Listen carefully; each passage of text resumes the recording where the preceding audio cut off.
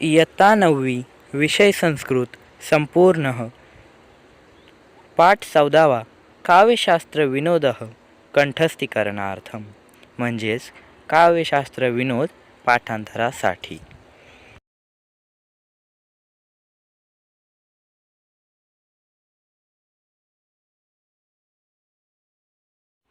प्रथम श्लोकाचे उच्चारण बघूयात मित्रांनो।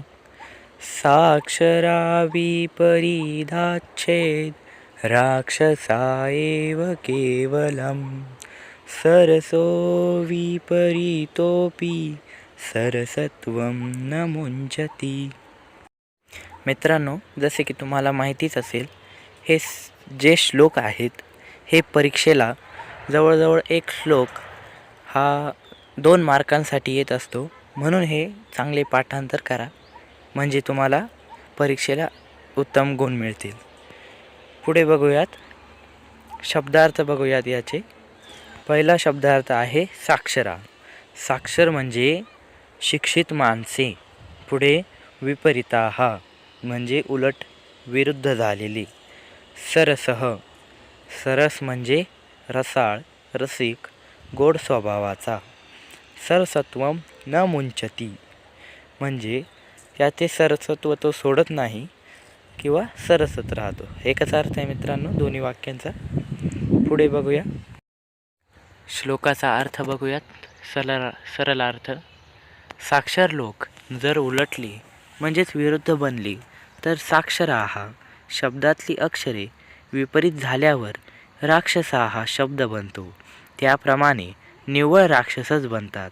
या उलट सरस म्हणजे रसिक, गोड स्वभावाचा माणूस आपल्या विरोधात गेला तरीही तो आपले सरसत्व सोडत नाही।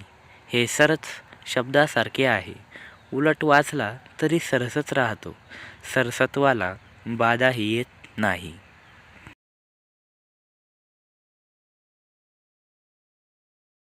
आता द्वितीय श्लोक बघूया मित्रांनो। उच्चारण, वृक्षाग्रवासी न च पक्षिराजः त्रिनेत्रधारी न च शूलपाणिः त्वग्वस्त्रधारी न च सिद्धयोगी जलं च बिभ्रन्न घटो न मेघः। हा जो श्लोक आहे हे कोडा आहे। या कोड्याचे जेव्हा आपण सरलार्थ बघू तेव्हा तुम्ही मला कमेंट बॉक्सद्वारे याचे उत्तर नक्कीच सांगा मित्रांनो, मी नक्कीच तुमच्या कमेंट्स बघेन। मित्रांनो, हे शब्दार्थ दिलेले आहे, हे तुम्ही बघून घ्या आणि हे शब्दार्थ जे आहेत ते लक्षात ठेवा। पुढे या श्लोकाचा सरळ अर्थ बघूयात। मी मित्रांनो तुम्हाला आता थोड्या वेळापूर्वी सांगितलं की हे कोडे आहे।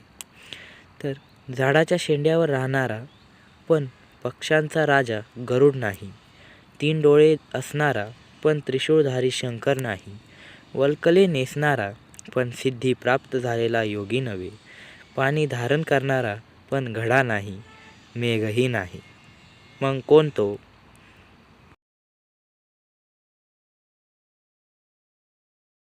तृतीय श्लोक बघूया मित्रांनो। हे कोडे सारखंच आहे, म्हणजे उच्चारण बघूया। तातेन कथितं पुत्र पत्रं लिख ममाज्ञया न तेन लिखितं पत्रं पितुराज्ञा न लंघिता। शब्दार्थ बघूयात। तातेन, तात म्हणजे वडील, तातेन म्हणजे वडिलांनी, आज्ञया आज्ञा म्हणजे आज्ञेने, लिख लिख म्हणजे लिही, नतेन नतेन म्हणजे वाकलेल्या, पुत्रेन या अध्यारूत कर्त्याचे विशेषण। पुढे लंघिता म्हणजे मोडली, आज्ञेचे विशेषण। आता सरलार्थ बघूया। वडिलांनी सांगितले, मुला माझ्या आज्ञेने पत्र लिही, त्याने पत्र लिहिले नाही, वडिलांची आज्ञा मोडली गेली नाही। हे कसे?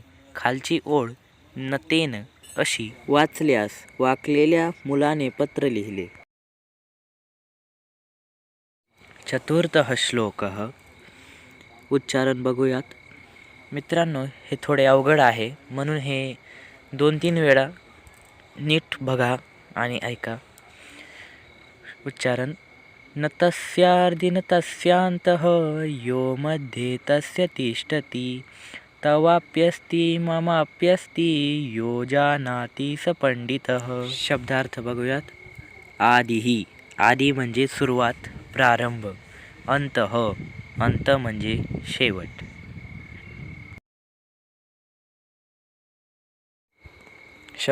सरळ अर्थ: हे पण एक कोडेच आहे मित्रांनो.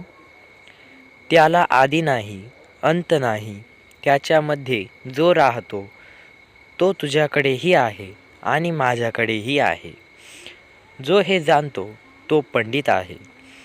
त्याचे उत्तर आहे मित्रांनो, त्याच्या आरंभी न हे अक्षर आहे, शेवटी न आहे, मध्ये य आहे.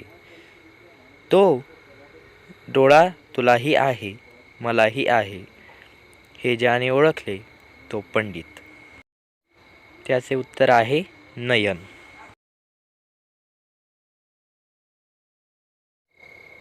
5वा श्लोक. पंचम श्लोकः. उच्चारण: मृगमीन सज्जनानां तृणजलसन्तोषविहितवृत्तीनां लुब्धकधीवरपिशुना निष्कारणवैरिणो जगती. मित्रांनो, शब्दार्थ बघूयात. मित्रांनो, स्क्रीनवर दिसत असतील ते सर्व शब्दार्थ आहे. खूप मोठा आहे मित्रांनो, म्हणून मी वाचत नाही, आणि हे जर वाचले तर व्हिडिओ खूप मोठा होईल. म्हणून पुढे जाऊयात. 5व्या श्लोकाचा सरळ अर्थ: गवत, पाणी आणि संतोष यांनी गुजरान म्हणजे शब्दशः उदरनिर्वाह करणाऱ्या हरिण, मासे आणि सज्जन यांचे या जगात अनुक्रमे फासे पारधी, कोळी आणि दुष्ट लोक हे अकारणच शत्रू असतात.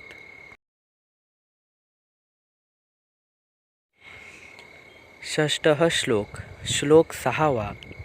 उच्चारण: गंगायाश्चंचलतरे वारिणी प्रतिबिंबितं शोभते तारकायुक्तं शतचंद्रं नभस्थलं. शब्दार्थ: चंचलतरे म्हणजेच अतिशय चंचल. वारिणी, वारी म्हणजे सप्तवचनी एकवचन, पाण्यात. तारकायुक्तम म्हणजेच तारकांनी युक्त असे. शतचंद्रम, शत म्हणजे 100, चंद्र म्हणजे चंद्र, म्हणजेच 100 चंद्र असलेले. सरळ अर्थ: गंगेच्या अतिशय हलणाऱ्या पाण्यात प्रवाहात तारकांनी युक्त आकाश 100 चंद्र असल्यासारखे दिसते. 7ः श्लोकः. उच्चारण: यद्वक्त्रं मुहुरिक्षसेन धनिनां ब्रूषेण चाटुन्मृषा नैषां गर्ववचः शृणोषि न च तान् प्रत्याशया धावसि काले बालतृणानि खादसि परं निद्रासि निद्रागमे तन्मे ब्रूहि कुरंगकुत्र भवता किं नाम तप्तं तपः. मित्रांनो, शब्दार्थ बघूयात आता. मुहू म्हणजे वारंवार. धनिनाम, धनिनाम म्हणजे श्रीमंताचे. वक्त्रम म्हणजे तोंड, चेहरा. हे जे वक्त्रम आहे मित्रांनो, हा शब्द आपल्याला विद्यार्थीमालेत आला होता. श्रोतुम करुणो वक्तुम हास्यम सुहास्यम, यात वक्तुम आला होता. पुढे चाटून, चाटून म्हणजे गोड बोलणे. मृषा म्हणजे खोटेपणा. काले योग्य वेळी, भूक लागली असता. बालतृणाने कोवळे गवत. परंतु. निद्रासी म्हणजे झोपतोस. निद्रागमे म्हणजे निद्रायाः आगमः. तस्मिन् षष्ठी तत्पुरुषः झोप आल्यावर. यत्तद म्हणजे ज्या अर्थी त्या अर्थी. ब्रूहि, ब्रूहि म्हणजे सांग. तप्तः, तपम म्हणजे तप केलेस. मित्रांनो, हा शेवटचा श्लोक आहे. याचा सरळ अर्थ बघूयात. हे हरिणा, ज्या अर्थी तू वारंवार श्रीमंतांचे तोंड पाहत नाहीस, त्यांना खुश करण्यासाठी खोटे बोलत नाहीस, त्यांचे गर्विष्ठ बोलणे ऐकत नाहीस आणि आशेने त्यांच्याकडे धावत नाहीस, योग्य वेळी म्हणजेच भूक लागल्यावर कोवळे गवत खातेस, पण झोप आल्यावर झोपतेस, त्या अर्थी मला सांग, तू कोठे आणि कोणते तप केलेस की ज्याचे फळ म्हणून तुला असे साधे आयुष्य लाभले आहे. अतिशय सुंदर श्लोक आहे मित्रांनो हा. मित्रांनो, येथे आपला हा व्हिडिओ संपत आहे. व्हिडिओ आवडला असल्यास व्हिडिओला लाईक करा, तसेच माझ्या चॅनलला सबस्क्राईब करून या एका छोट्याशा फॅमिलीचा भाग व्हा. धन्यवाद.